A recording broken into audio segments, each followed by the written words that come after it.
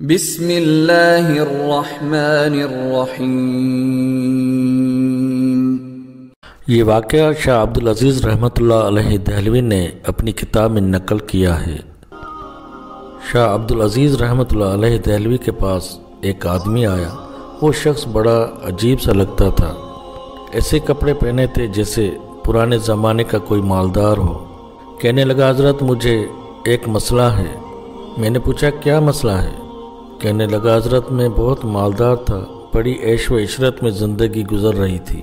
ایک دن آقا نے مجھے نوکری سے نکال دیا، پیسے ختم ہو گئے، فکر کا وقت آ گیا، میں اپنے گھر چلا آیا، پیسے نہیں تھے تو گھر والوں نے عزت دینا چھوڑ دیا۔ میرے بچے مجھے ملامت کرنے لگے، گھر میں بیکار پڑے رہتے ہو، کوئی کام بھی کر لیا کرو۔ میں گھر والوں پر بوجھ بن گیا تھا۔ ایک دن غصے میں گھر سے نکلا، ایک گھوڑا تھا اور کچھ کپڑے۔ گھر والے رونے لگے کہ آپ کدھر جا رہے ہو، لیکن میں نہ رکا اور سفر کرنے لگا۔ کافی سفر کرنے کے بعد ایک جگہ انتظار میں بیٹھ گیا۔ وہاں کچھ عورتیں بیٹھی ہوئی تھیں، کچھ عورتیں مسافر تھیں اور کچھ عورتیں جسم فروش تھیں جو وہاں انتظار گاہ میں مسافروں کے لیے بیٹھی تھی۔ ایک عورت آئی اور کہنے لگی، کیا چاہیے؟ میں نے کہا، مسافر ہوں، میرے پاس کچھ نہیں، اگر کھانے کو کچھ ہو تو دے دو۔ وہ میرا مقصد نہیں سمجھی۔ انہوں نے کھانے کو دیا تو کچھ عورتیں آ گئیں اور کہنے لگیں، آپ کا کیا ارادہ ہے؟ میں نے کہا، میرے پاس آگے سفر کرنے کے لیے بھی پیسے نہیں ہیں۔ اتنے میں ایک عورت آئی اور مجھ سے بار بار پوچھنے لگی، آپ کیوں پریشان ہو؟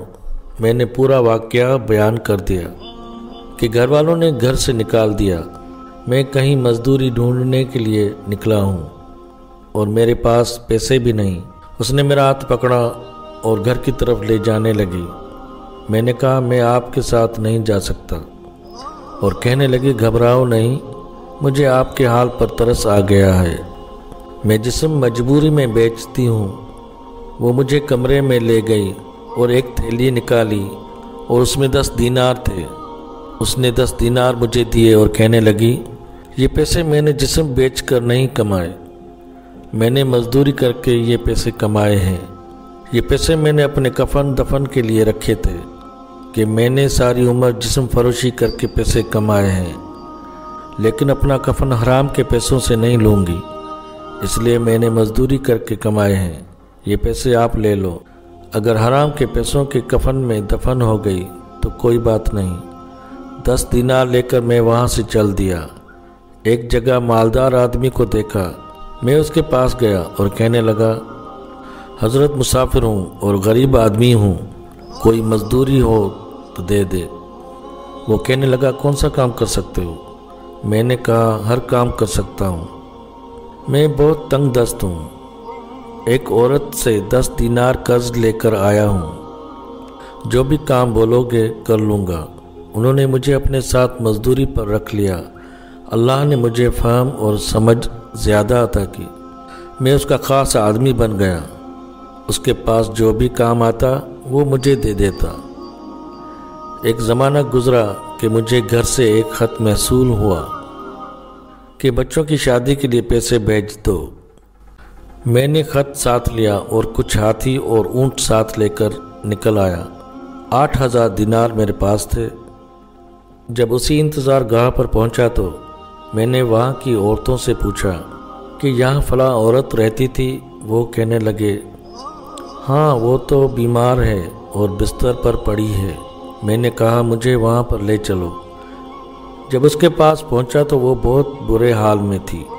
میں نے کہا، پریشان ہونے کی ضرورت نہیں آپ کو، میں آ گیا ہوں۔ وہ کہنے لگی، مجھے کسی چیز کی ضرورت نہیں، میں تو توبہ کر چکی ہوں اور میرا آخری وقت آ چکا ہے، جسم کمزور ہو چکا ہے، مر گئے بستر پر ہوں، مجھ پر بس اتنا احسان کر دینا کہ میرے مرنے تک میرے پاس رہو، اور اسی 10 دینار سے جو میں نے آپ کو دیے تھے میرے کفن دفن کا انتظام کر کے چلے جانا۔ میں نے کہا، ٹھیک ہے۔ میں وہیں اس کے پاس رہنے لگا۔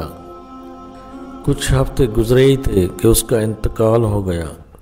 پیسوں کی تھیلی میں اپنے پاس رکھتا تھا، اسے دفن کر کے میں واپس آ گیا اور سو گیا۔ رات کو ایک خواب دیکھا، اور میں گھبرا کر اٹھ بیٹھا۔ دیکھا تو پیسوں کی تھیلی میرے پاس نہیں تھی۔ میں نے بہت ڈھونڈا لیکن کہیں نہیں ملی۔ سوچنے لگا کہاں گئی۔ اچانک یاد آیا کہ وہ تو قبر کے اندر رہ گئی ہے۔ پیسے بہت زیادہ تھے تو میں نے قبر کھودنے کا ارادہ کر لیا۔ قبر ابھی تازہ تھی۔ میں نے کھودنا شروع کر دیا۔ جب میں نے مٹی ہٹا کر دیکھا تو قبر کے اندر سے تھیلی اور عورت دونوں غائب تھے۔ میں بڑا حیران ہو گیا کہ عورت کدھر گئی۔ میں نے اور کھودنا شروع کر دیا، شاید مٹی زیادہ ڈال دی ہو اور وہ نیچے ہو کافی مٹی ہٹانے کے بعد میں نے ایک منظر دیکھا۔ سامنے ایک دروازہ تھا۔ میں نے اندر جھانک کر دیکھا تو سامنے عالیشان محل دکھائی دیے۔ سامنے تخت پر ایک خوبصورت شہزادی بیٹھی تھی۔ میں گھبرا گیا، شاید میں کسی اور دنیا میں آ گیا ہوں۔ اگر بادشاہ نے دیکھ لیا تو میرا سر قلم کر دے گا۔ میں بھاگنے لگا تھا کہ نوکروں نے پکڑ لیا اور شہزادی کے پاس لے گئے۔ کہنے لگی میں وہی عورت ہوں جس کو آپ نے اپنے ہاتھوں سے دفنایا تھا۔ میں نے پوچھا یہ سب کیسے ہوا؟ کہنے لگی میں نے ساری عمر جسم بیچا تھا۔ اللہ کا سامنا کرتے ہوئے مجھے شرم آتی تھی کہ میرا بلید اور گندا جسم اس قابل نہیں ہے کہ میں اللہ کے سامنے کھڑی ہو سکوں۔ اللہ رب العزت نے فرمایا شرمانا نہیں، آپ نے میرے نام پر غیرت کی ہے، میرے مجبور بندے کی مدد کی ہے۔ آپ کو 10 دینار کے بدلے میں نے آپ کو جنت عطا کی ہے۔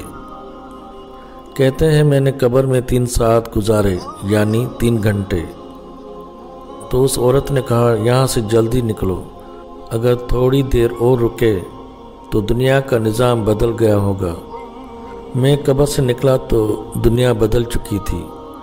وہاں پر عالیشان عمارت کھڑی تھی، سب کچھ بدلا ہوا تھا۔ میں حیران و پریشان کھڑا تھا کہ یہ کیا ہو گیا ہے۔ وہیں پر ایک بابا جی کھڑے تھے۔ میں نے پوچھا بابا یہاں پر ایک انتظار گاہ ہوا کرتی تھی؟ وہ کہنے لگا مجھے معلوم نہیں، شاید میرے والد کو معلوم ہو۔ وہ مجھے ملانے کے لیے مجھے اپنے والد کے پاس لے گیا۔ اس کا والد نہایت بہت عمر رسیدہ شخص چارپائی پر لیٹا ہوا تھا۔ میں نے ان سے پوچھا کہ بابا یہاں پر ایک انتظار گاہ ہوا کرتی تھی؟ وہ کہنے لگا بیٹا میں نے خود تو نہیں دیکھا، لیکن اپنے باپ اور بڑوں سے سنا ہے کہ یہاں پر ایک انتظار گاہ ہوا کرتی تھی جہاں پر جسم فروش عورتیں رہا کرتی تھیں، جس کی قبر میں ایک شخص اترا۔ 300 سال ہو گئے ہیں، وہ شخص واپس نہیں نکلا۔ میں نے کہا بابا وہ شخص میں ہی ہوں۔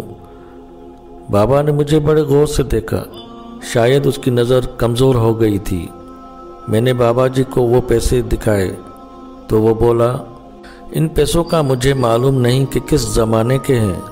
یہاں ایک محدث رہتا ہے، شاہ عبدالعزیز اس کا نام ہے، اسی کے پاس لے جاؤ، اور سارا واقعہ بیان کر دیا۔ اس نے فرمایا اب یہ زمانے کے لوگ یہاں پر نہیں ہیں، آپ مکہ شریف چلے جاؤ اور وہاں عبادت کرتے رہو۔ وہ شخص مکہ مکرمہ چلا گیا، وہاں بیت اللہ میں عبادت کرتا رہا اور وہیں وفات پائی اور اسے جنت البقیع میں دفن کیا گیا۔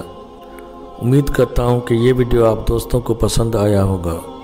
انشاءاللہ اگلی بار ایک اور اصلاحی ویڈیو آپ کی خدمت میں حاضر کروں گا۔ تب تک اللہ حافظ۔